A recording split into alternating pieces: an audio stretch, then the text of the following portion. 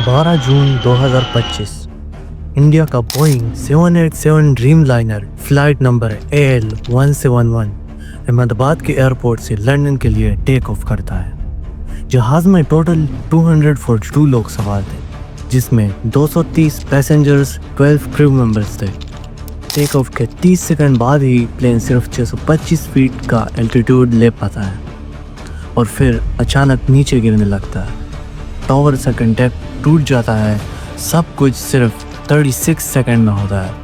ATC radar पर flight सिर्फ एक स्ट्रेट लाइन में दिख रही थी, लेकिन फिर अचानक प्लेन का सिग्नल गायब हो जाता है। कॉकपिट से एक आखिरी मेडे कॉल रिकॉर्ड होती है, control for losing control, pulling down.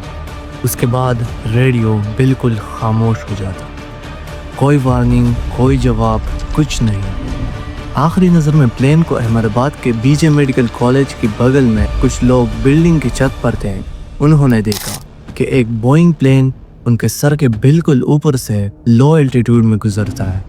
किसी को लगा ट्रेनिंग फ्लाइट होगी, लेकिन अगले 3 सेकंड में प्लेन हॉस्टल की बिल्डिंग से जा टकराता है। टक्कर इतनी ज़ोरदार होती है कि हॉस्टल की छत का एक हिस्सा फौरन ही गिर जाता है। प्लेन के फ्यूल टैंक्स फट जाते हैं। जहाज़ और हॉस्टल दोनों में आग लग जाती है। स्टूडेंट्स और हॉस्टल स्टाफ वहीं पर हलाक हो जाते हैं। प्लेन के अंदर से कोई आवाज़ तक नहीं आती। उन लोगों के आंखों के सामने सब कुछ ख़त्म हो जाता है। उन्होंने देखा कि जहाज़ का सामने वाला हिस्सा पूरी तरह तबाह हो चुका था। फायर ब्रिगेड 9 मिनट में पहुंची, लेकिन तब तक समझ आता था कि अंदर कोई जिंदा नहीं।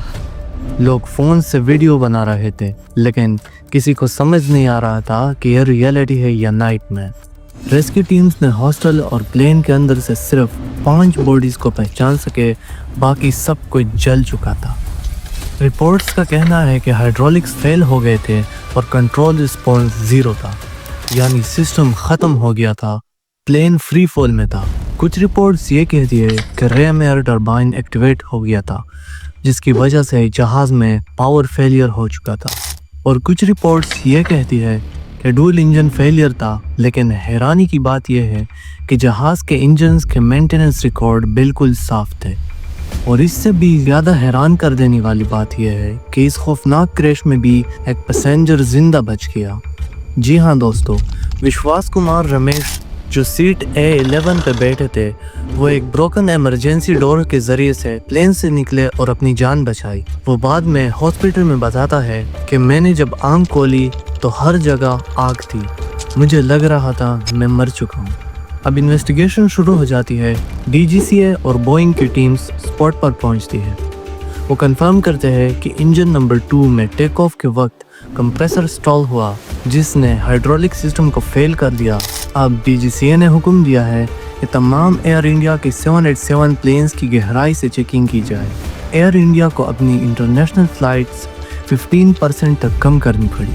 अब ब्लैक बॉक्सेस का डेटा, कॉकपिट की रिकॉर्डिंग, CCTV फुटेज और गवाहों के बयानात सब कुछ एनालाइज हो रहा है। इस इन्वेस्टिगेशन पर महीने लग सकते हैं, लेकिन सवाल ये था कि एक ड्रीम लाइनर में इतनी बड़ी टेक्निकल फेलियर कैसे? बोइंग ने पहली प्रेस कॉन्फ्रेंस में कुछ भी कहने से इनकार कर दिया। CNN, BBC, अल जज़ीरा, हर ग्लोबल मीडिया चैनल ने इस क्रैश को टॉप हेडलाइंस बना दिया। इंडियन की एविएशन सेफ्टी स्टैंडर्ड्स पे सवाल उठने लगते हैं। दूसरी तरफ लोगों के रिश्तेदार लंदन एयरपोर्ट पर इंतज़ार कर रहे थे। वहाँ पर भी सेम अपडेट मिलती है, flight AL171 has crashed shortly after take off. लोग एयरपोर्ट के फ्लोर पर बैठ जाते हैं। हर तरफ खामोशी फैल जाती है। इंडियन पार्लियामेंट में क्रैश पर इमरजेंसी डिबेट होती है। अपोजिशन तरह तरह के सवाल उठाती है, क्या एयरक्राफ्ट की मेंटेनेंस प्रॉपर थी, लेकिन गवर्नमेंट सिर्फ इतना कहती है। इन्वेस्टिगेशन चल रही है, लेकिन पब्लिक आउटरीच बढ़ रहा था। ये बोइंग प्लेन्स का सबसे बड़ा क्रैश था। बहरहाल इन्वेस्टिगेशन जारी है और ब्लैक बॉक्सेस के मुकम्मल एनालिसिस का इंतज़ार है। तब सब कुछ वाज़ेह हो जाएगा।